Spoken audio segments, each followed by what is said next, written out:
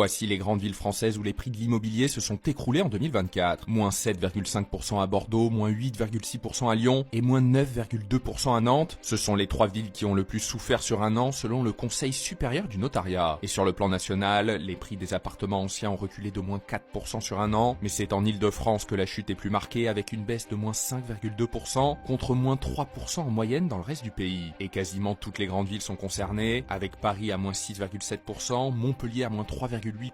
Marseille à moins 3%, Toulouse à moins 2%, mais la ville de Nice fait figure d'exception en restant à l'équilibre sur un an. Autre chiffre intéressant, au troisième trimestre 2024, le volume de transactions réalisées au cours des 12 derniers mois a reculé de moins 17% sur un an pour atteindre un total de 780 000 ventes à l'échelle nationale. Et cela faisait plus de 9 ans que les volumes de vente n'avaient plus atteint des niveaux aussi bas sur le plan national, et cela s'explique naturellement par les taux de crédit immobilier qui ont flambé entre 2022 et fin 2023 pour atteindre un taux moyen supérieur à 4%, ce qui a inévitablement réduit la demande pour les transactions immobilières, puisque les ménages ont eu des difficultés à accéder au crédit immobilier pour réaliser leurs projets. Conséquence directe, la production de crédit à l'habitat a été divisée par 3 entre 2022 et 2024, ce qui a donc provoqué la chute des ventes immobilières.